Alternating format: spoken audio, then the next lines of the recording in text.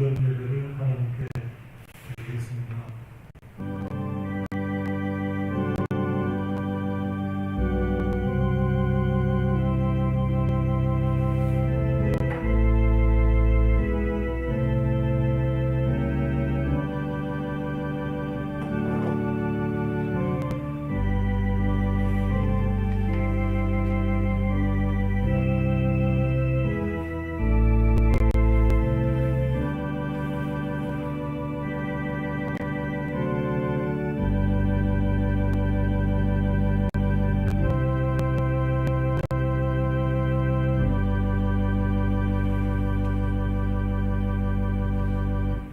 지극히 높은 곳에서는 하나님께 영광이요 땅에서는 하나님이 기뻐하신 사람들 중에 평화로다 하니라. 아멘. 사랑과 은혜가 충만하신 하나님 아버지, 은혜를 감사드립니다. 지난 한 주일 동안도 하나님 은혜 가운데 저희들을 지켜 보호하여 주시고 오늘 거룩한 주일을 주시사 하나님 아버지 앞에 나와 예배드리게 하여 주시니 감사를 드립니다. 하나님 아버지, 예배를 통하여 하나님 홀로 영광과 찬송과 경배와 감사를 받으시옵소서.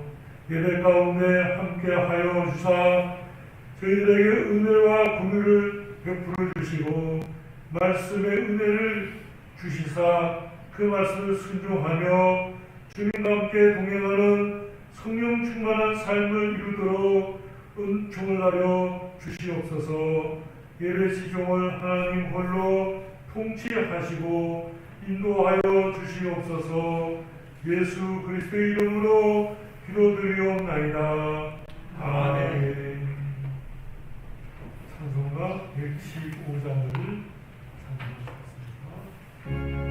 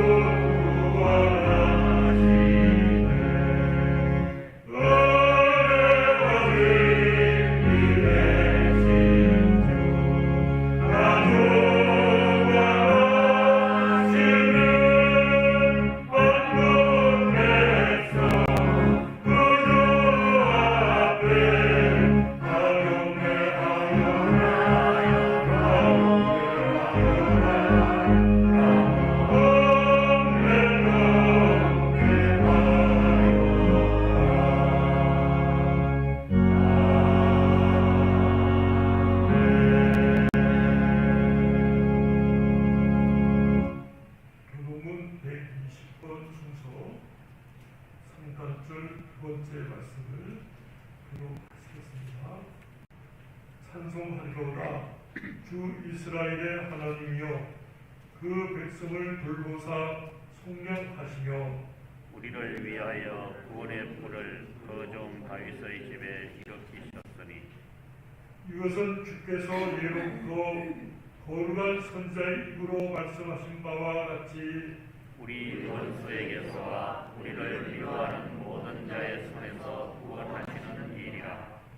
우리 조상을 긍휼히 여기시며 그 거룩한 언약을 기억하셨으니 곧 우리 조상 아브라함에게 하신 맹세라.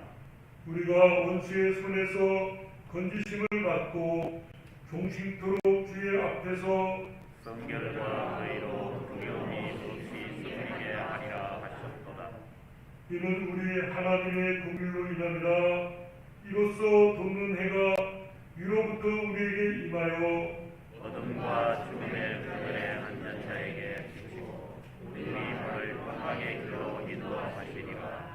그러므로 주께서 친히 징조를 너희에게 주실 것이라. 보라, 처녀가 잉태하여 하늘을 날 것이요 그의 이름을 임마누엘이라 하리라.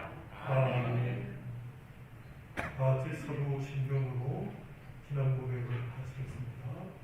전능하사 천지를 만드신 하나님 아버지를 내가 믿사오며 너희 아들 우리 주 예수 그리스도를 믿사오니 이는 성령으로 잉태하사 본능도 마리아에게 나시고 본디오 빌라도에게 고난을 받으사 십자가에 못 박혀 죽으시고 감사한 지 사흘 만에 죽은 자 가운데서 다시 살아나시며 하늘에 오르사 전능하신 하나님 편에 앉아 계시다가 그리로서 산자와 죽은 자를 심판하러 오시리라. 성령을 믿사오며 거룩한 공회와 성도가 서로 교통하는 것과 죄를 사하여 주시는 것과 몸이 다시 사는 것과 영원히 사는 것을 믿사옵나이다. 아멘. 찬송가 122장을 찬송하시겠습니다. 오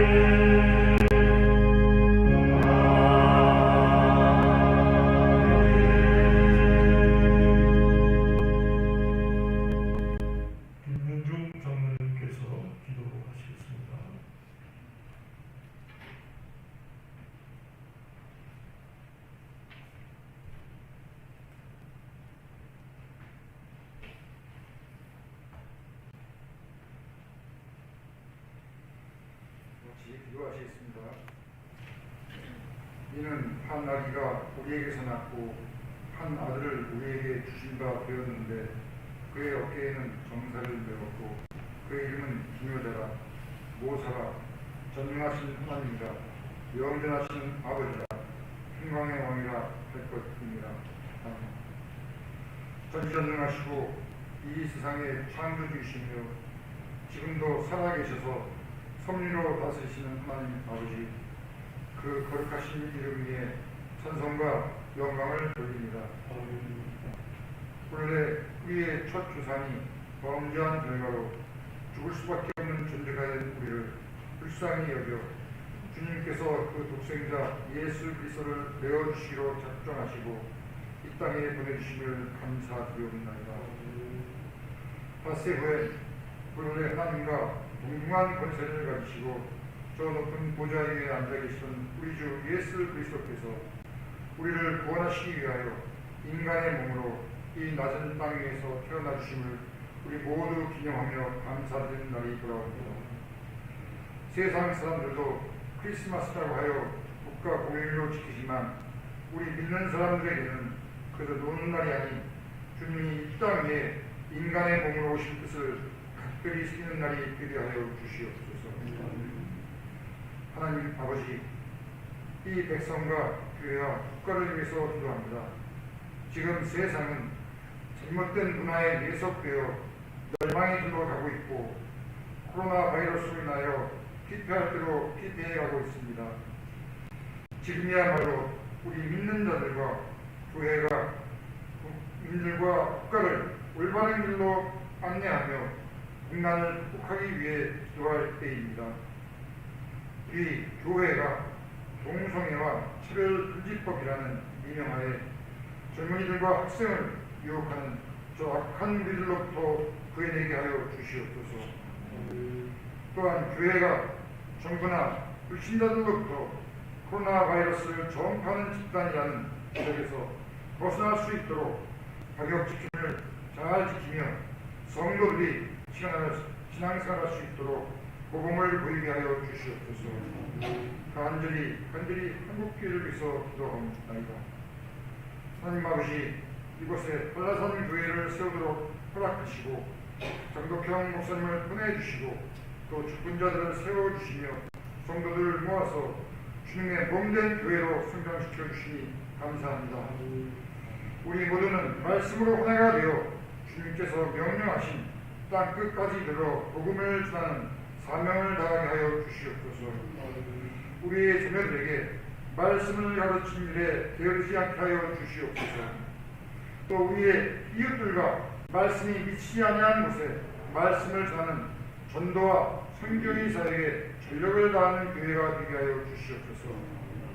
한 해를 돌아보며 감사한 마음을 갖도록 하여 주시고 또 새해를 맞이하여 모든 주님의 자녀들에게 새롭게 하는 은혜를 더하여 주시고 새해는 더욱 충성을 다하여 교회와 성도들을 섬기게 하여 주시옵소서. 하나님 아버지, 이 시간 또한 연약한 우리의 형제 자매들을 위해 기도합니다. 병중에 있는 성도를 일어나게 하시고 시험에 들은 형제들 강건하게 일으켜 주시옵소서. 해외에 있거나 군에 나가 있는 우리의 형제 자매들 돌아올 때까지 깨뜨려 주시옵소서. 이 시간 말씀을 전하여 주시는 담임 목사님, 성령 하나님 함께하여 주시사 선포되는 말씀 하나하나가 살아 움직여서 우리의 영혼을 감화 감동시켜 주시고 이 시간 모인 우리에게 큰 은혜가 임하게 하여 주시옵소서. 이 모든 말씀을 우리를 구원하여 주신 우리 주 예수 그리스도 이름으로 감사하며 기도드리옵나이다. 아멘.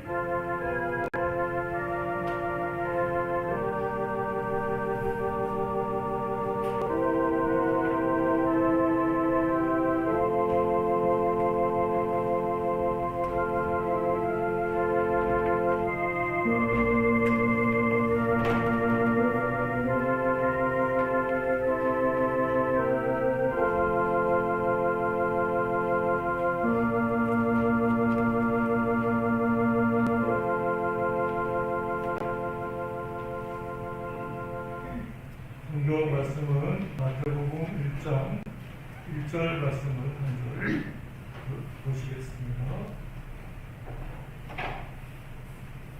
아브라함과 다윗의 자손 예수 그리스도의 계보라. 아멘. 설교 제목은 약속 성취로 오신 예수 그리스도라는 제목으로 잠시 말씀을 나누겠습니다.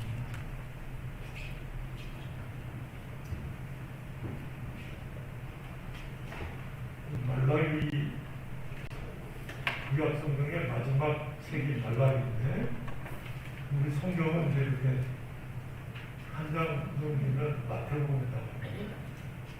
말라기부터 마태복음 사이가 약 400년 동안의 기간이 있어요. 하나님께서 말라기 선지자에게 말씀하시고는 400년간 말씀하지 않으셨어요. 그리고 400년 지나서 처음 누가복음 1장에 아비야 만넬의 제사장 사가랴가 성전에 분향하러 들어갔다가 하는 말씀을 들으고 깜짝 놀랄 정도로 이건 보통 때 하나님이 말씀하시는 것과 달리 400년 만에 처음으로 그 성전에 들어가서 분향할 때에 하나님의 계시를 듣게 되니까 사가랴가 까무러치지 않은 것만 해도 다행이라고 생각할 정도로 놀라운 말씀을 듣게 되죠. 너의 강감이 들리니라. 이 안에 한 이스라엘의 아들을 낳으니 이름을 요한이라. 그러면서 그 말라기서에 예언한 그 세례 요한에 대한 말씀을 그 사가랴에게 하시는 거예요. 말라기 3장 4장 마지막에 4장 5절에 보면 보라 여호와의 크고 두려운 날이 이루기 전에 내가 선지자 엘리야를 너희에게 보내리니 그가 아버지의 마음을 자녀에게로 돌이키게 하고 자녀들의 마음을 그들의 아버지에게로 돌이키게 하리라. 돌이키지 아니하면 두렵건대 내가 와서 저주로 그 땅을 칠까 하노라 하시니라. 그 예언의 말씀입니다. 근데 400년 후에 누가복음 우리 한번 보시면요.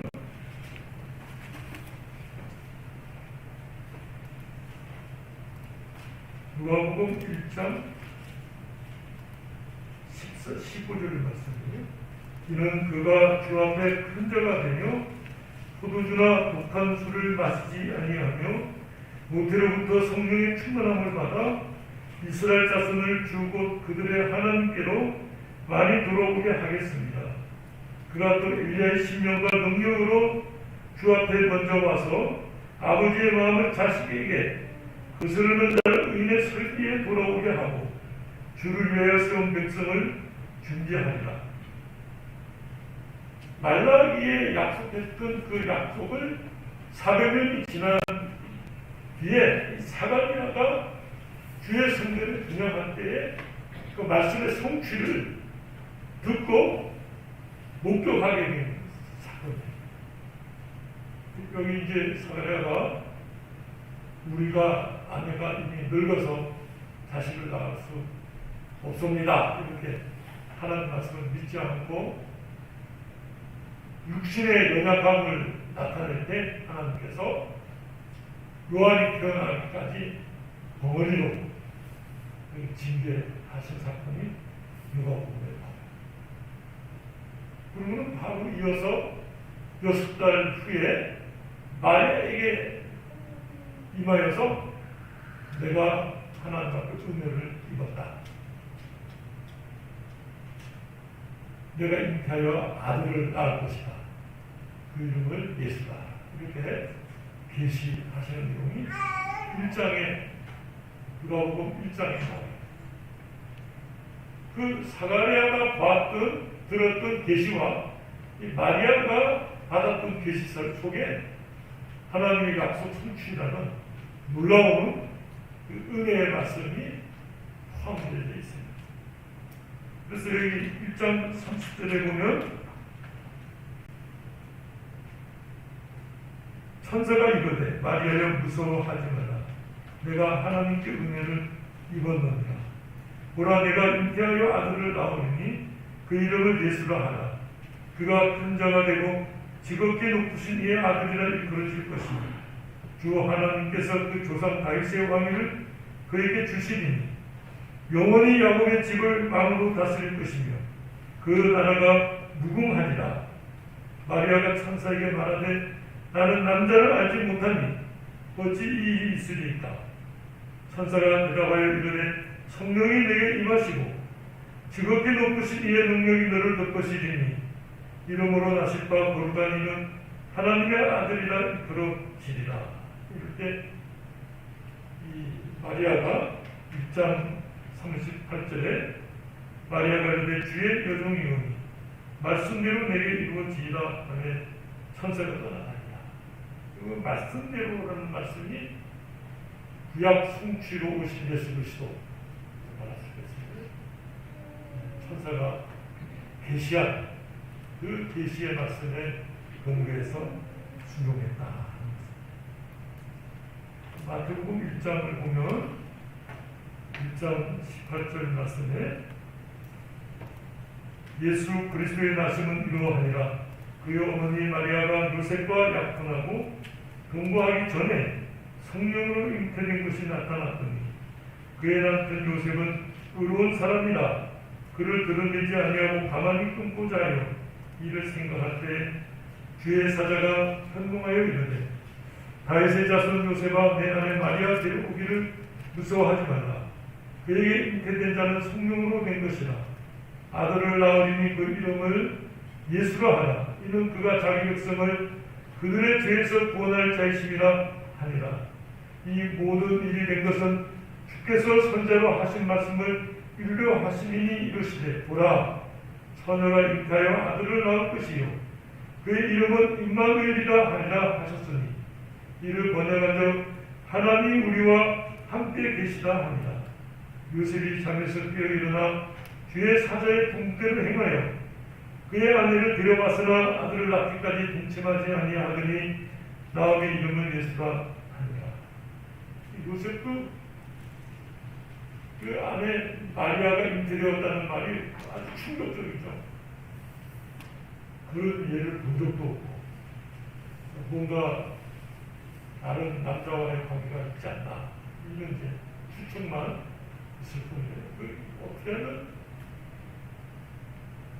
가만히 떠나서 마리아도 살고 자기의 명예도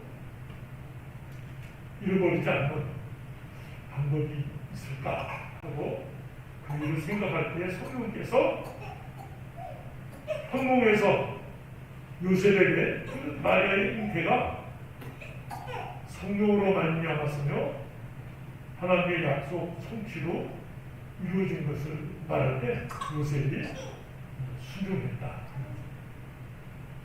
놀라운 말씀입니다.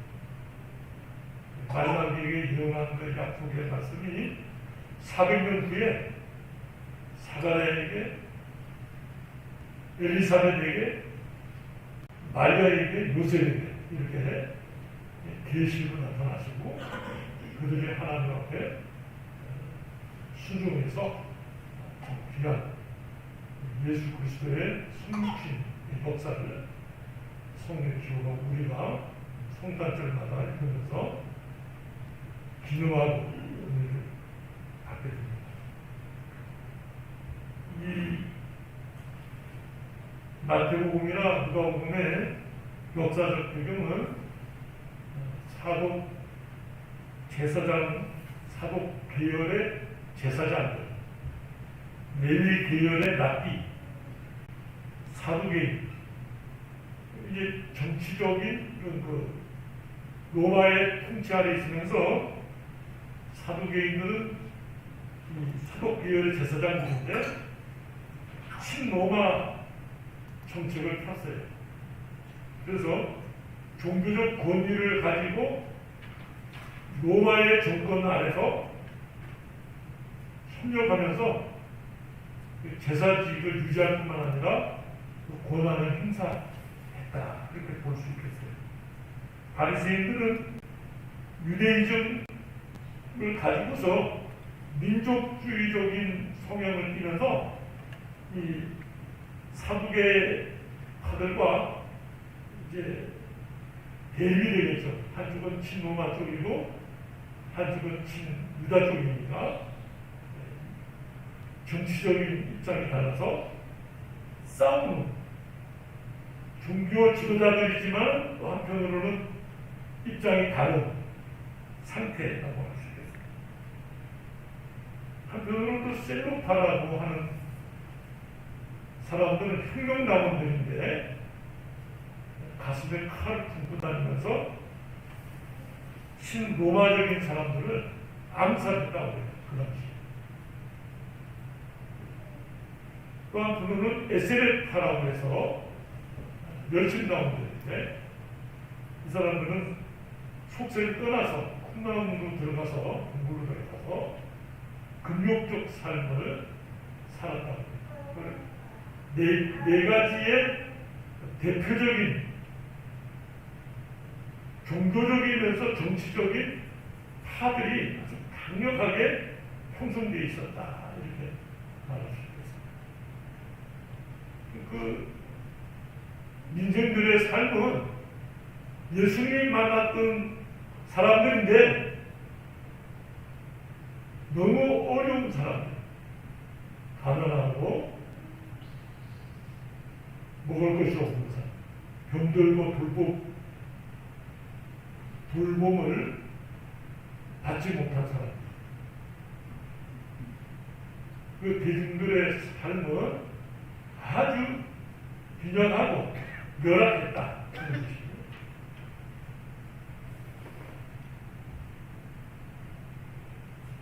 그런 가운데 예수님이 오셔서 약속 성취로 오셔서 말씀을 구약의 말씀과 하나님의 뜻을 증거하시고 나타내신다. 구약 성경을 보면 하나님께서 예수 그리스도를 보내시겠다고 말씀하시는 그 상황들을 보면 아주 좋을 때 하신 말씀이 거의 없어요. 아주 어렵고 불순종하고 심판을 받아서 멸망할 지경에까지 이르렀을 때 하나님이 제시한 카드가 예수 그리스도를 보내겠다. 그 말씀입니다. 마태복음에도 보면 소작을 준 농부들에게 소출을 얻기 위해서 종들을 보내요. 종들을 보냈더니 다 잡아 죽였죠. 때리고. 자기 아들을 보내면서 우리 아들의 말은 들을 것이다 그랬더니 이놈은 30자니까 죽여버리고 아이 다쳐 우리가 가져버리자. 그래서 포도원 밖에서 죽이죠. 그런 상황이에요. 이스라엘 지금 현재 상황. 그런 가운데 예수 그리스도를 하나님이 보내셔서 자기 백성, 참 하나님의 백성을 죄 가운데서 구원하겠다. 약속을 하십니다. 마태복음 1장 1절 말씀이 아주 중요한 말씀이에요. 아브라함과 다윗의 자손 예수 그리스도의 계보라. 예수님은 아브라함의 자손이다. 창세기 12장 1절에서 4절, 창세기 22장 18절 말씀이 전거예요. 12장 3절 보면 땅의 모든 족속이 너로 말미암아 복을 얻을 것이라. 너는 이제 아브라함이죠. 그리고 그 너는 아브라함이면서 동시에 아브라함의 자손. 가깝게는 이삭도 되겠고 야곱도 되겠죠. 좀 멀리 나가면 예수 그리스도가 완전체라고 그렇게 말합니다. 22장 18절에 메시로 말미암아 천하 만민이 복을 받으리니, 여기 메시라고 할 때 시가 예수 그리스도를 지목한다. 아브라함에게 약속하셨던 대로 땅에 오셔서 죄인들의 구주가 되셨다. 그 예수 그리스도를 보내겠다는 그 약속의 말씀을 이 아브라함이 자기 아들 이삭을 하나님 앞에 바치는 그 현장에서 들으면서 미래에 하나님 주실 성을 바라보았다. 히브리서에 보면. 그러니까 이 아브라함의 신앙이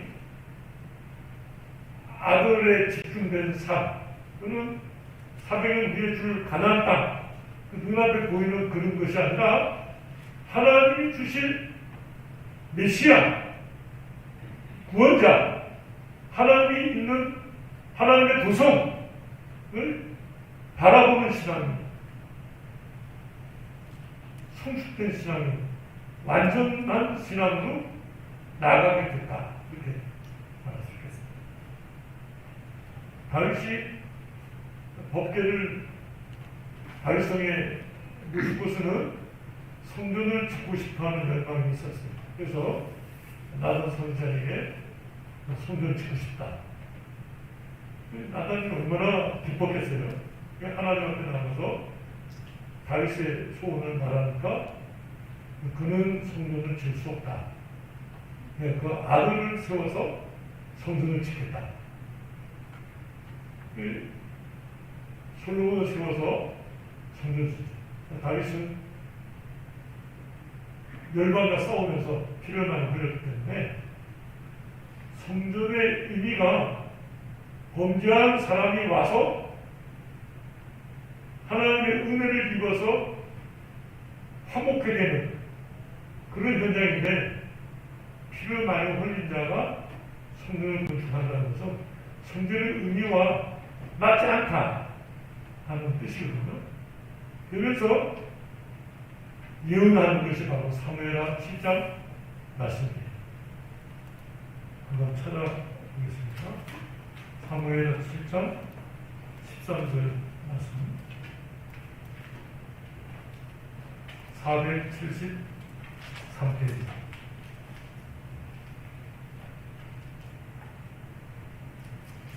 절 보면 내 수완이 차서 내 조상들과 함께 누를 때에 내가 내 몸에서 날 내 씨를 내 뒤에 세워 그의 나라를 견고하게 하리라. 그는 내 이름을 위하여 집을 건축할 것이요 나는 그의 나라 왕위를 영원히 견고하게 하리라. 그 영원이라는 말이 들어가게 되면 물론 우리들에게도 해당되는 말씀이지만 사실은 영적인 영원이라는 말을 쓰게 되면 하나님의 나라와 관계가 되는 것이다. 이렇게 여러분이 보시면 좋겠어요. 다윗의 왕국이 영원할 수는 없잖아요. 눈에 보이는 왕국이. 영원이라는 말을 쓰게 되면 하나님이 하나님의 나라를 이루시겠다. 그렇게 우리가 계속 보게 돼요. 그런데 솔로몬은 바세바와 관계에서 첫 번째 아이가 죽고 두 번째 아이가 낳을 때 여디디아라는 곳에서 솔로몬이 죽지 않고 살면서 다윗의 그 바세바로 말미암은 죄가 용서받았다는 증거의 아들이거든요.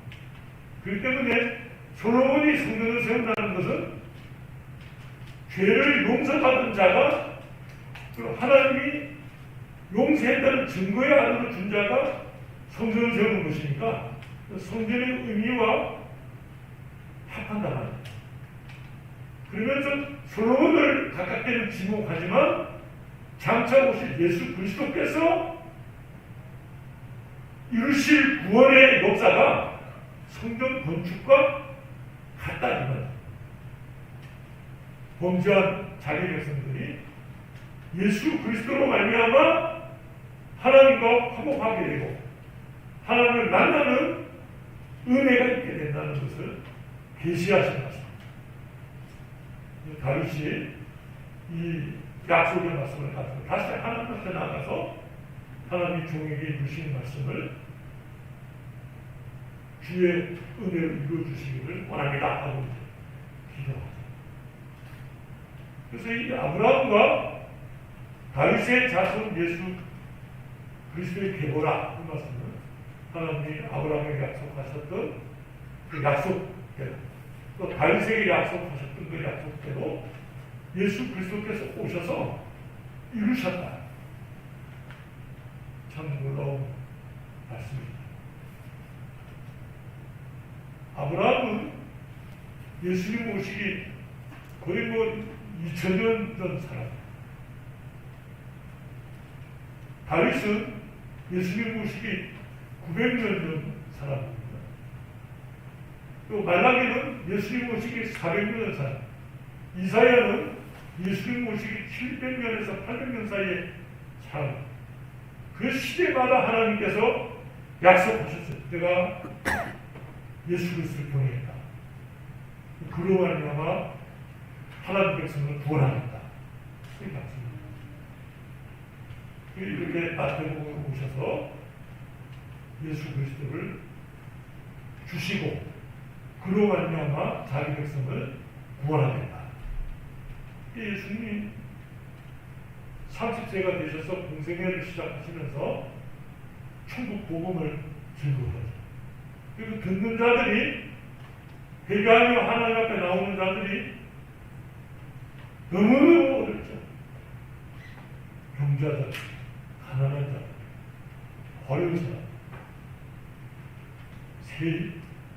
죄인으로 넘친된 세리들, 창녀들,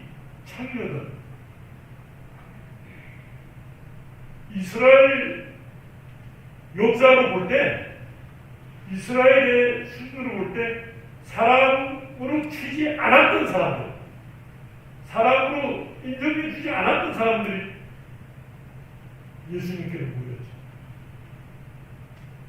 5,000명이 모았던 오병이의 역사에 참여했던 5,000명의 사람들이 다 그런 사람, 먹을 것이 없는 이별 3일, 4일, 5일 지나도 먹을 것을 스스로 준비할 수 없었던 사람들의 상태. 그 사람들에게 예수님께서 복음을 전하셨던 것입니다.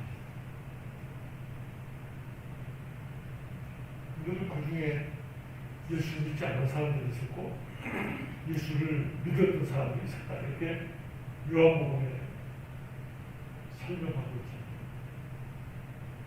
이 말씀을 보면서 큰 은혜를 받게 됩니다. 우리는 유대인들에 비하면 이방인이었으니까 아예 그 구약적 배경으로 보면은 소망 없던 자들.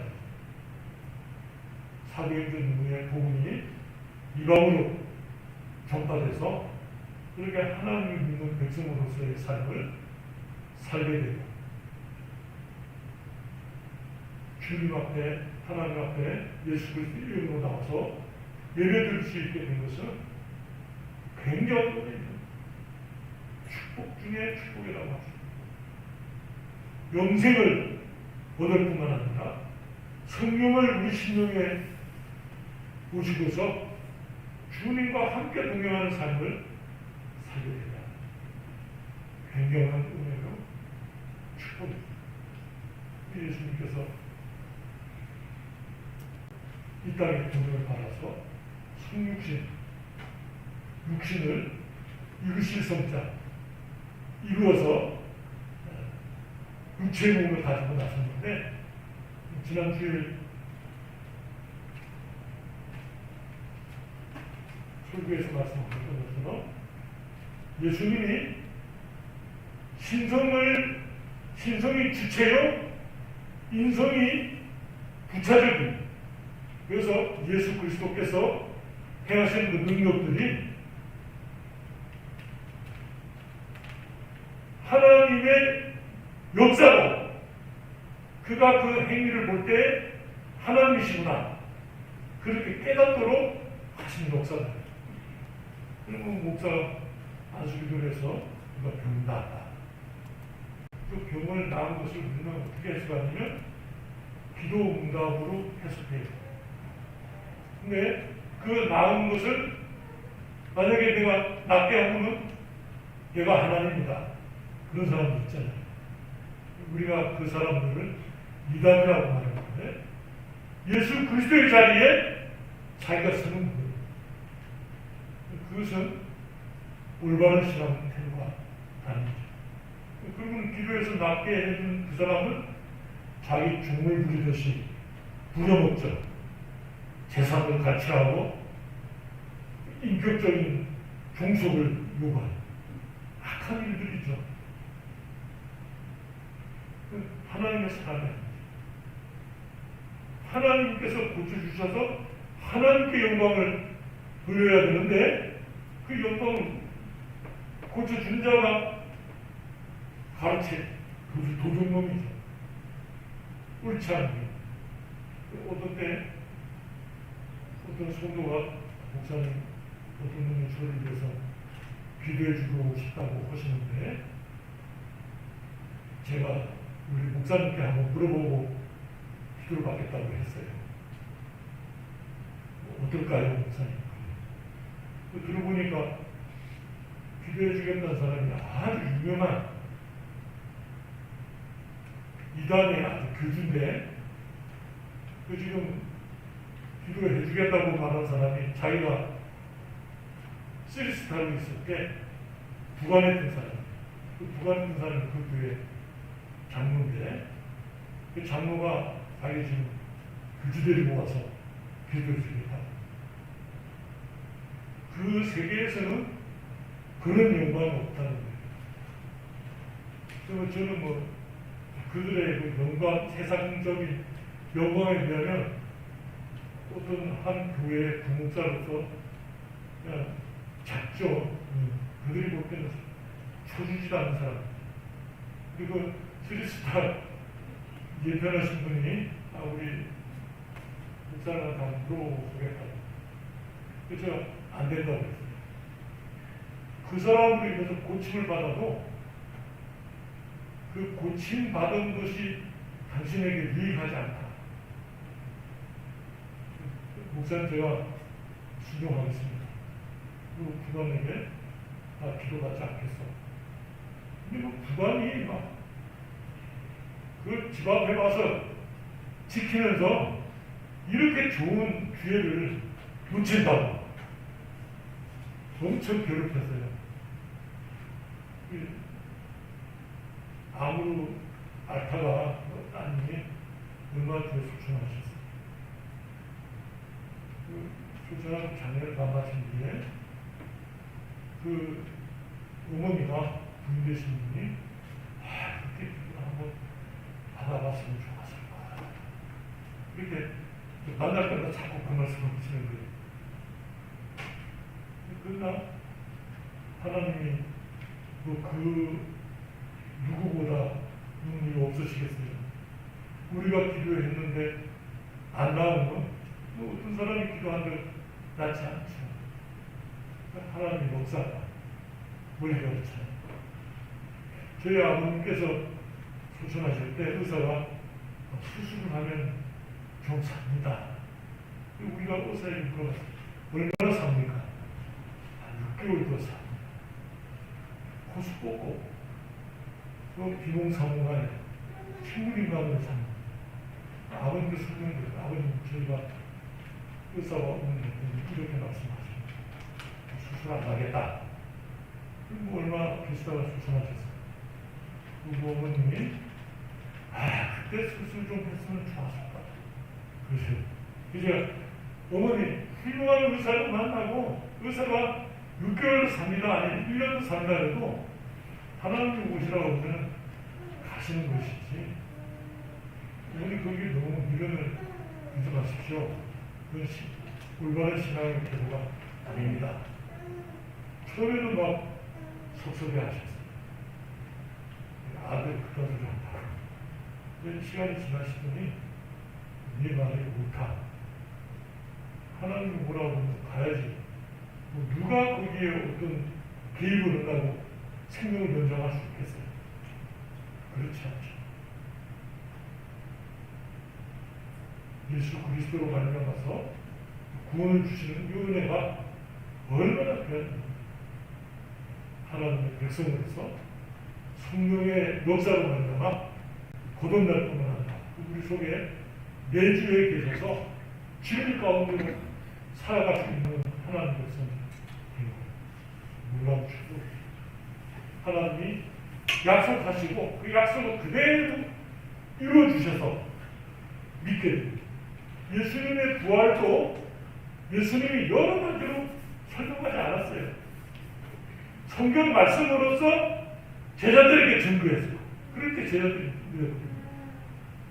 이 예수 그리스도의 오심도 뭐 어떤 인정사정으로 이렇게 설명한 것이 아니라 구약에 있는 말씀으로 약속이 성취가 된 것이라고 말할 때 요셉도 믿었고 마리아도 믿었고 사가랴도 나중에 믿었고, 그러니까 우리도 마찬가지예요.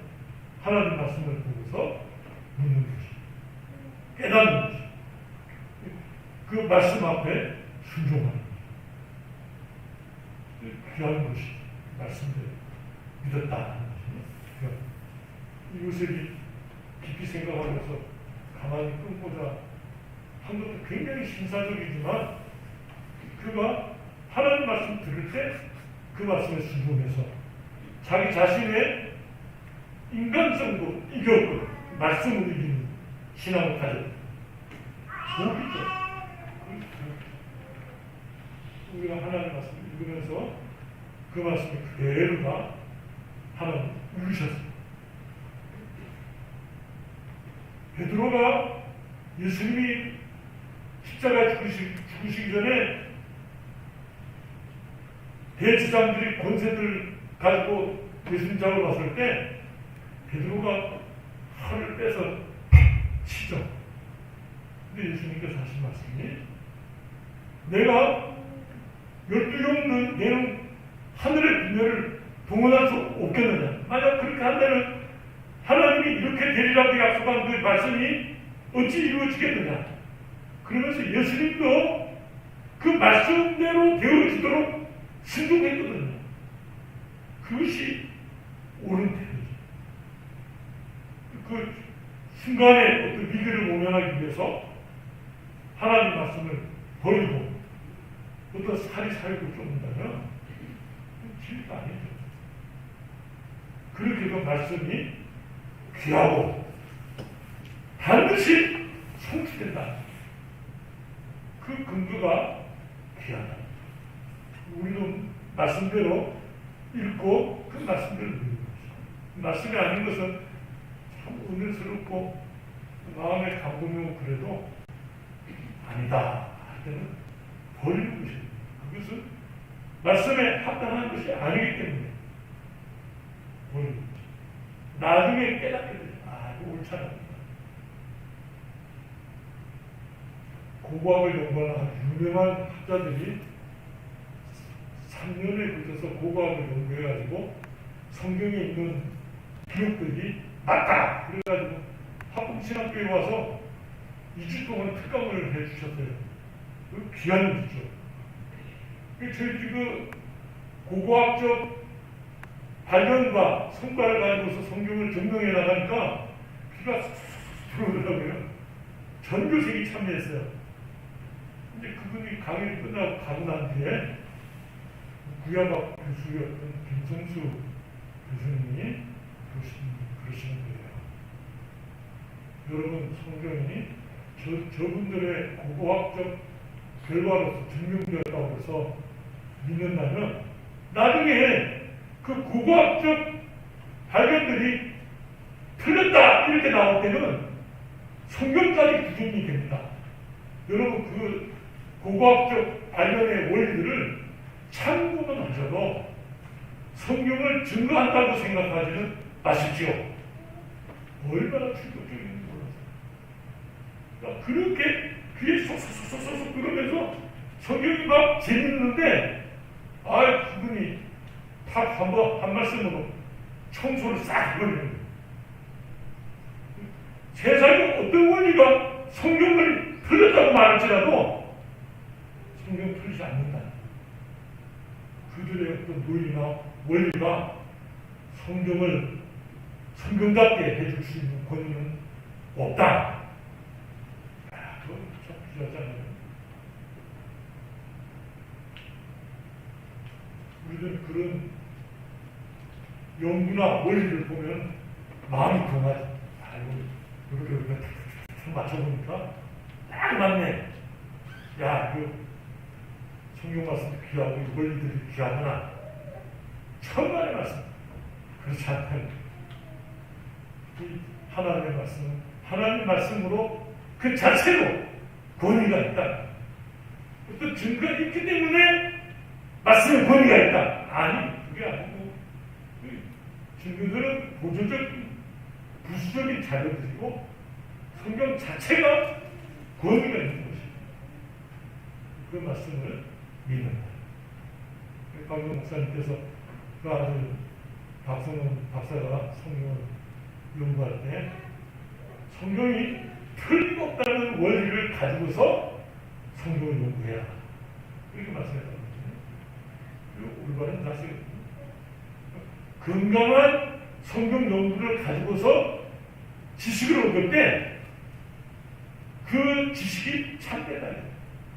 잘못된 방법으로 성경을 연구해가지고 깨닫는 것은 좋은 태도가 아니다. 참 귀한 말씀. 우리가 하나님 말씀을 존귀히 여기고 그 말씀을 존중해. 하나님 말씀.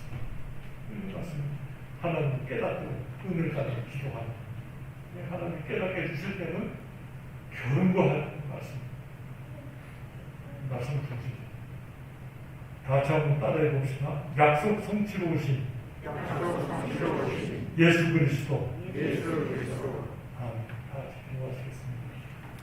하나님 아버지 은혜를 감사합니다. 아담에게 약속하시고 또 아브라함에게 약속하시고 주의 성도들에게 약속하시고 다윗에게 약속하시고 환난 때에 선자를 통하여 약속하신 예수 그리스도를 이렇게 보내사 그 약속의 말씀에 근거하여 예수 그리스도를 믿게 하여 주시고 알게 하여 주시고 깨닫게 하여 주시고 믿음으로 나가게 하여 주시니 감사합니다. 이 성탄절에 말씀을 묵상하면서 하나님께서 약속하신 그 놀라운 성취를 보고 은혜를 받으며 믿음의 경고에 서는 저희들의 삶이 되도록 함께하여 주시옵소서. 예수 그리스도의 이름으로 기도드리옵나이다. 아멘. 찬송가 126장을 찬송하면서 본문을 하시겠습니다. 주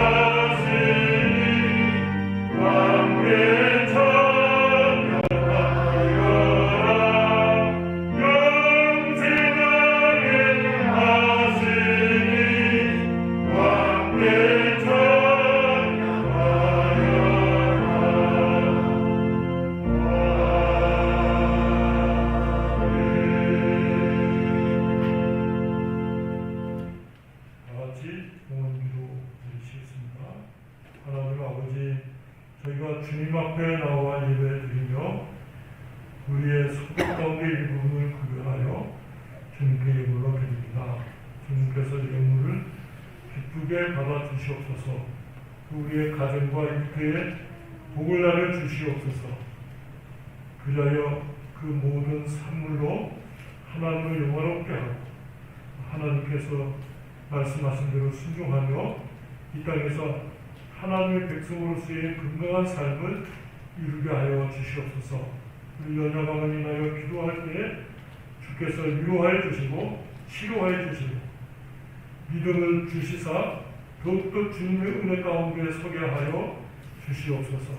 타치에 나가 있는 우리 자녀들 하나님 지켜보아 주시고 건강케 하여 주시고 늘 하나님을 경외하고 순종하면서 하나님의 은혜와 복을 받는 자녀들 되게 하여 주시옵소서. 한라산 교회를 지켜보아 주시고 우리들의 성도들의 삶을 지켜주시옵소서. 코로나로부터 보호해 주시고 또 우리가 힘써 이 방역을 위해서 게으르지 하지 않으며 또 방심하지 않으며 철저히 소독하면서 건강을 유지하도록 함께하여 주시옵소서. 예수님의 이름으로 기도드리옵나이다. 아멘. 교회 소식을 잠시 보겠습니다. 이번 주 금요일 날 12월 25일 성탄절로 지키겠습니다. 성탄 축하 예배가 오전 11시에 있겠고요. 성탄절 감사 헌금 순서가 있습니다. 성탄절 전교회 특별 세례 기도회 오전 5시 30분에 드리겠습니다. 한라산 교회 2021년 달력이 나왔습니다. 한 분씩 드리겠습니다. 10월 25일 날 드리겠습니다. 두 번째는 12월 25일 오후 6시에 예결선 위원회로 모입니다. 내용은 2020년 결산과 2021년 예산을 세우기 위한 모임인데 그 모임위원회 자격은 당회와 남자 재직되신 분에게 제안을 드렸습니다. 세 번째 12월 27일 다음 주 일요일에 오전 예배후에 2021년 공동회의로 모입니다. 광고예요. 내용은 2020년 결산과 2021년 예산을 의결하고자 합니다. 자격은 한라산 교회 등록한 세례교인과 유아 세례 받고서 입교한 사람 자격을 가지고 보통은 이제 입교한 사람이라고 하면 이렇게 유아 세례 받고 입교해서 세례교인과 자격을 가진다고 알아야 되는데 입교한 사람을 등록한 사람으로 아실까봐 자세하게 좀 썼어요. 네 번째 12월 31일은 월요일 30분에 성부용신 예배로 드립니다. 2021년 내게 주신 말씀 추천 순서가 있습니다. 다섯 번째 코로나 감염증 예방을 위하여 5가지는 꼭 합시다. 방금 이제 주민자치센터에서 교회에서 내놓은 지시를 이렇게 썼습니다. 제가 몇 가지 읽어보겠습니다. 정규회대 외에 각종 대면 모임, 활동 및 행사 금지. 식사라든지 성경이라든지 기도회라든지 하지 마십시오 하는 거는 음식 제공 단체 식사 금지. 저희가 지금 이제 포장해서 이렇게 좀 음식 말고 식사를 해서 이렇게 모여놓는 것은 말이고 그렇게 하지 마십시오. 출입자 명부 관리인데 지금 우리가 온도도 재고 들어오실 때 이름 적잖아요. 근데 이름과 핸드폰 번호와 시간을 정확하게 적으시라는 거예요. 이름을 제가 안 적으시는데 이름을 다 쓰시라는 거예요. 요즘에 제가 한 2주 사우나를 가지 않았는데 저희가 가는 사우나 동네 연물천에 보면 이름, 전화번호, 그 날짜, 시간 다 적고요. 주소를 아주 정확하게 써야 돼요. 그래야 모음표에 들어가거든요. 거기서는 이제 온도를 재지는 않았지만 구체적으로 그 내용을 다 써도 하시더라고요. 그렇게 방금 지침이 나왔습니다. 반드시 마스크 착용하십시오.